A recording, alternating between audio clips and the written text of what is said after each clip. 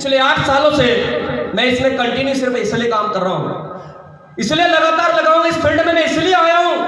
उसके पीछे की वजह यह था, बड़े बुजुर्गों ने कहा था नौकरी मिलेगी, छोकरी मिलेगी, मिलेगा बंगला गाड़ी। ये साला नौकरी से छोकरी तक का कंसेप्ट समझ में आया। मेरे सीनियर के पास में नौकरी भी थी, छोकरी भी थी, बंगला गाड़ी किसी के पास नहीं दिखा। और उसके बाद एक बात और एक ड्रीम डिसाइड हो गया मन में कि विजय कुमार हनवत, तू ग्रोइंग लाइफ चाहता है, तू फास्ट लाइफ चाहता है, ये इससे नहीं आती। I am a dreamer. मैं ग्रोइंग लाइफ चाहता था, मैं फास्ट लाइफ चाहता था। क्यों? क्योंकि बड़े बुजुर्ग कहा करते थे, कहते हैं आंवले का स्वाद और बड़े बुजुर्गों की बातें बड़े बाद में समझ में आती है। वो कहते थे कि बेटा मुंह में दांत और पेट में आंत बची हो तब कामयाबी आ जानी चाहिए, कहना था उनका। और दोस्त इसके पीछे की वजह क्या है पता है? आप कहेंगे सर ये क्या बात हो गई? बात यह है कि बेटा जब बादाम लेने की औकात हो जाए तो चबाने को दांत बचे हुए होना चाहिए, और अगर घी खाने की औकात हो जाए तो पचाने के लिए आंत होनी चाहिए, तो वो कामयाबी काम की।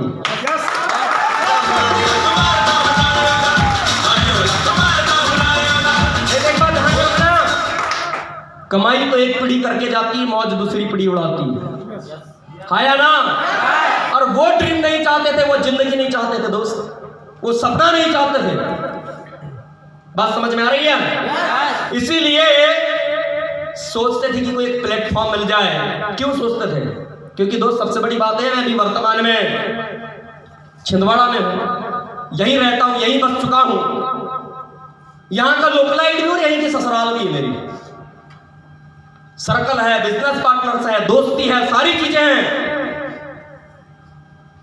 मेरा जन्म जो है, इस बंदे का नाम जैसे मैंने पहले भी बताया, फिर बता दूं, विजय कुमार हनवत। अगर आप सोचते हैं चुनौतियों से भरा जीवन रहा, कोई कहते हैं कि कोविड जैसी चीजें या ये सब बातें आपको फर्क क्यों नहीं गिराती है या फर्क क्यों नहीं पड़ता है, मैं कहता हूं जिनका जन्म ही साला मजबूरी में हुआ उन्हें क्या फर्क पड़ता है? जिसका जन्म ही मजबूरियों के अंदर हुआ उसको क्या फर्क पड़ता है दोस्त? ये तो फील करने वाली बातें हैं। हमारी टीमों से हमारी बहनें आई, हमारे मैडम लोग आई, सर लोग आए, इन्होंने बताया लॉकडाउन के समय भी हमने पैसा कमाया। इससे बड़ी सिक्योरिटी और सिक्योरिटी क्या चाहिए? इससे बड़े और क्या चाहिए? सबसे बड़ी बात फील करने की बात है। जो इंसान फील कर सकता है वही समझ सकता है कि डी शॉप कितनी बड़ी है। जो फील कर सकता है वही समझ सकता है कि स्टेज पे बोलना और दहाड़ना कितना सही है और कितना जरूरी है। दोस्त, जिगर का खून जलाना पड़ता है सच बोलने के लिए, जिगर का खून जलाना पड़ता है अपनी बातें रखने के लिए, जिगर का खून जलाना पड़ता है लोगों को समझाने के लिए। अंडरस्टैंड? बात समझ में आ रही है? मेरा जन्म ऐसे परिवार में हुआ जहां पर मेरे guardians mummy papa non educated थे, पढ़े लिखे नहीं थे। ऐसी जगह हुआ जो छोटा एक विलेज एरिया था, जहां से निकल पाना या ये सोचना ही बड़ी बात हुआ करती थी। बचपन से ही पिताजी के गल्ले के बिजनेस में मैंने हाथ बटाया, बचपन से ही काम किया। पढ़ाई भी करना है और उस काम में भी हाथ बटाना है।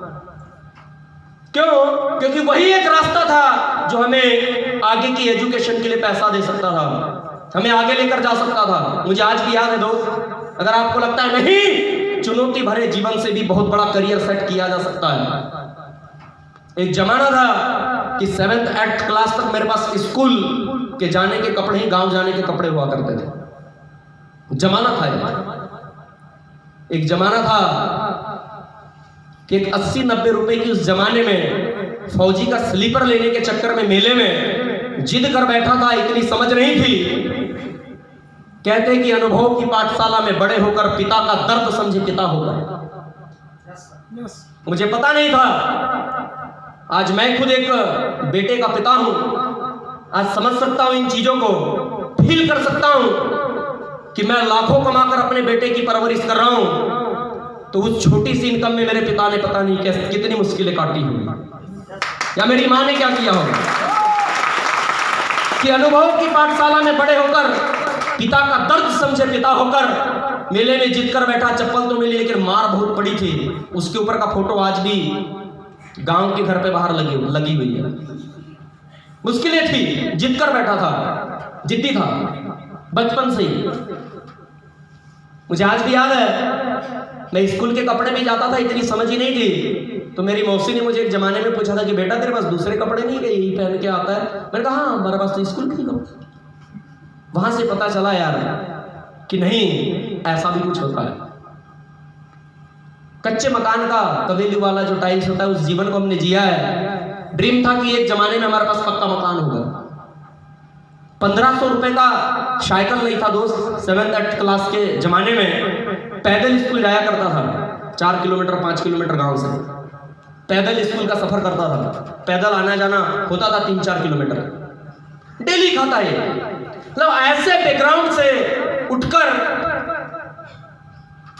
12th के बाद ऐसी कंडीशन आई, मैंने कंपटीशन की तैयारी की, प्री एग्रीकल्चर टेस्ट की, और मेरे पास पेमेंट सीट के ऊपर चित्रकूट यूनिवर्सिटी का पेमेंट सीट की फी भरने के 38,000 रुपए नहीं है। और सेकेंड ईयर क्योंकि भाई की JNKV से रीवा कैंपस से एग्री BSc चल रही थी, पिताजी के पास इतना पैसा नहीं था। उस समय मैं इंदौर में कोचिंग कर रहा था। सेकेंड ईयर कोचिंग के लिए फिर चला गया। लाखों रुपए पता नहीं कैसे जुटाए होंगे। आज जब इन सब चीजों को देखता हूं, बड़ा मतलब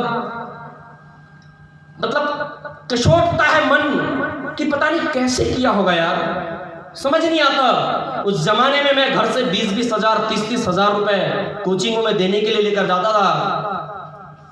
उस साल पेमेंट सीट के लिए पैसे नहीं थे, और नेक्स्ट ईयर जब मैंने तैयारी की इंदौर से, सेंटर चेंज प्रॉब्लम हो गया और मैंने PCMB का physics, botany, zoology and chemistry का पेपर ही नहीं दे पाया। लाखों रुपए पिताजी के खर्च करने के बाद एक रास्ता दिखाई नहीं दे रहा था। फिर इंदौर से ही एक कोर्स के बारे में पता चला, मैंने उसको किया, मेरा कैंपस सिलेक्शन हुआ, MNC के लिए सिलेक्ट हुआ। मैं वो बंदा हूं, कौन कहता है दोस्त, 10th क्लास में पहली बार ट्रेन बैठा हूं मैं, अपने एरिया से कभी बाहर नहीं निकला मैं 10th क्लास में। लेकिन मैं वो बंदा हूं जिसका विलेज एरिया में जन्म हुआ, गरीबी में जन्म हुआ, दिक्कतों में जन्म हुआ। 12th तक अपने एरिया में रहा, फिर मैंने इंदौर को भी देखा, दुनिया की नजाकत को भी देखी। सीखने वाला सीखता है। कैंपस सिलेक्शन हुआ, दिल्ली ट्रेनिंग के लिए भी गया दोस्त, दिल्ली ट्रेनिंग के लिए भी गया, और फिर इंदौर भी ज्वाइन किया और जॉब भी पाई। जमाने को देखा, दुनिया को देखा, और समझ में आ गया कि अगर जिंदगी में बहुत बड़ा करना है, बहुत आगे जाना है, तो कुछ ऐसा डिसाइड करना पड़ेगा जो अभी तक किसी ने नहीं किया हो। क्योंकि ध्यान रखना दोस्त, नौकरी पानी करके लोअर मिडिल क्लास है, मिडिल क्लास फैमिली से आदमी अपर मिडिल में ही आ पाता है, हाई क्लास में नहीं जा पाता। ये बात क्लियर हो चुकी थी। वो सपने पूरे नहीं कर पाता। साला हमारी गाड़ी भी नौकरी करके जब उठती है तो सारी किस्तों पे ही उठती। मुझे इस बात से नफरत है।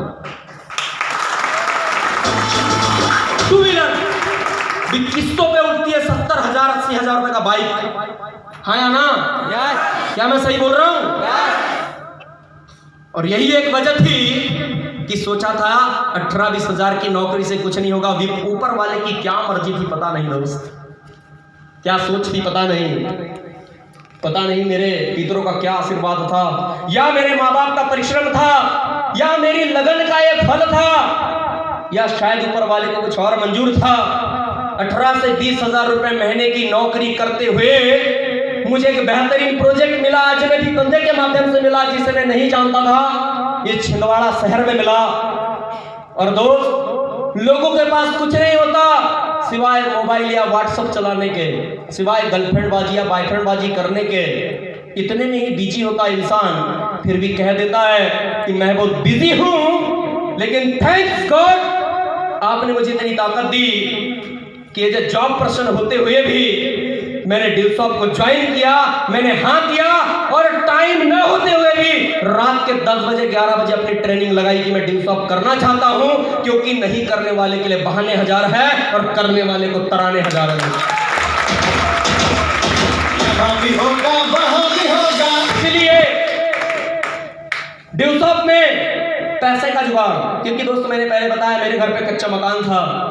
सोचा कि हम पिताजी के माताजी के कमाई पे बड़े बड़े अच्छे कमरों में रहे, अच्छी अच्छी जगह घूमे हैं, तो क्यों ना एक घर उनके लिए बनाया जाए। कहते साला मौका जो होता है ना कमबख्त तभी आता है जब आपके हालात पक्ष में ना हो, जब आपके पक्ष में ना हो।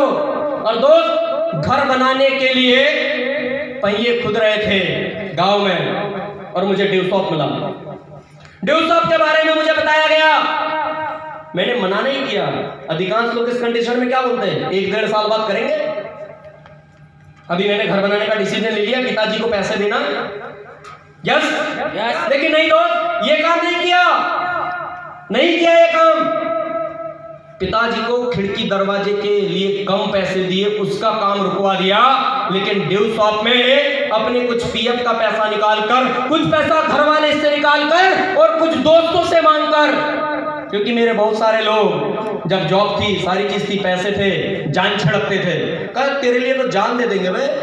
हम बोला जानवान छोड़िए, पैसा दे दीजिए वे, पैसा चाहिए ड्यू शॉप करने भाई, आया ना? सही या नहीं है? 25 लोगों को मांगा होगा, 3 से 4 लोगों ने पैसा दिया और मैंने ड्यू शॉप को ज्वाइन किया अपनी फैमिली के साथ। 4 एडमिशन के साथ, 5 एडमिशन के साथ मैंने ड्यू शॉप को ज्वाइन किया, ड्यू शॉप को स्टार्ट किया। दोस्त, ऐसे चाहता तो मैं टाइम का बहाना बता सकता था, मैं चाहता तो पैसों का बहाना बता सकता था, या घमंड इस बात का दिखा सकता था कि कम उम्र में भी मेरे पास 18 से 20 हजार की नौकरी है। और आप मुझे कॉपी पेन पे बताते हो 1.5 लाख आता है, 6 लाख आता है, 2000 से करियर शुरू होता है, जिंदगी बनती है, हाँ या ना? नहीं दोस्त, हाथ ठंड में और जिंदगी घमंड में जो दिमाग होता है काम नहीं करते, पता था, मजा नहीं आता इन सब चीजों में। इसलिए दोस्त, हाथ पकड़ा अपलाइन का, काम शुरू कर दिया, स्टार्ट कर दिया एक अजनबी बंदे के साथ। मैं हमेशा ये कहता भी हूँ लोगों को कि 2-4 कदम चलने को चलना नहीं कहते, जो मंजिल तक ना पहुंचे उसे रास्ता नहीं कहते। एक हम है अजनबी पीयूष मालवी को भी कह देते हैं अपना, और एक तुम हो 10,000 के चक्कर में किसी अपने को अपना नहीं कहते।